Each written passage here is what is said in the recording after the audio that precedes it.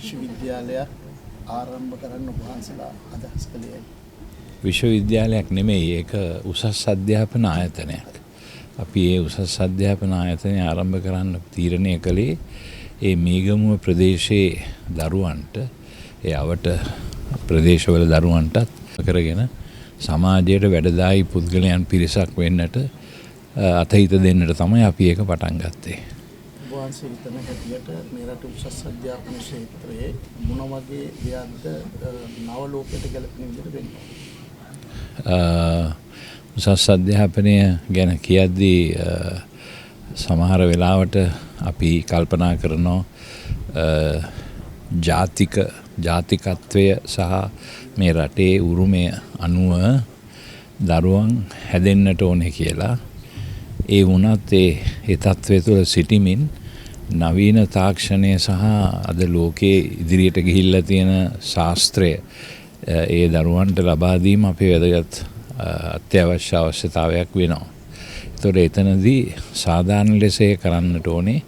අපි වමනාවට වඩා ලාභ ප්‍රයෝජන ගන්න, එහෙම නැත්නම් මුදල් හම්බ කරන්න මේ ආයතන පාවිච්චි කරන්න හොඳ නැහැ. පුළුවන් තරම් සේවයක් ලෙස ඒ දරුවන්ට ඒ අවශ්‍ය දැනුම සහ ශිල්ප ඥානය විතරක් නෙවෙයි, සීලාචාරකම, මනුෂ්‍යකම මේ සමාජයේ මේ එකට ජීවත් වෙනකොට තිබිය යුතු සංවර භාවය සහ අන් අයට සේවය කිරීමට තියෙන ආශාව, ඒ වගේ ගතිගුණ වර්ධනය කරන්නට මේ ආයතන පාවිච්චි කරන්නට ඕනේ.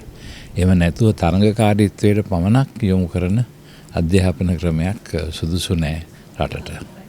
ඒ ක්‍රමවේදය තමයි අපි මේ අවස්ථාවේදී මේ ආයතනය මගින් ලබා දෙන්න බලාපොරොත්තු වෙන්නේ දරුවන්ට. අවසාන වශයෙන් දැන් ලංකාවේ පෞද්ගලික රජය නොවන මේ වගේ උසස් අධ්‍යාපන ආයතන බිහි කිරීමෙන් ගොඩක් සේවයක් කරනවා. විශේෂයෙන් දරුවෝ විදේශගත වෙන එක ගොඩක් අඩු වෙලා තියෙනවා. ඒ අංශයට වැඩි දියුණු වෙන්න මොන වගේ දෙයක්ද මේ රජයෙන් ලබා දිය යුතු? ඇත්ත වශයෙන්ම අපේ රටේ දරුවෝ පිටරට ගියාම ඒ අය එකක් මේ රටේ තියෙන සම්පත් විකුණලා ඒ වගේ මේ තමන්ගේ දරු පවුල් අහේනියට පත් වෙන තත්ත්වයට වැටිලා තමයි මේ දරුවෝ ගිහිල්ලා අධ්‍යාපනය ලබන්නේ. මොකද ඒ රටවල් වල ඉගෙන ගන්න වියදම් කරන්නට ඕනේ සෑහෙන ප්‍රමාණයක්. එවැනි ධන සම්පතක් රටින් ගලාගෙන යාම සිදු වෙනවා එක පැත්තකින්.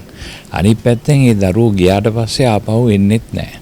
ඒතර මේ දරුවන්ගේ මේ රට හීන වෙන අඩුවීමක් ඇති වෙනවා. අඩුවීමක් කියන්නේ ශිල්ප ශාස්ත්‍රය දැනගෙන රට දියුණු කරන්න පුළුවන් සම්පත් දරුවන් නැතුව යනවා.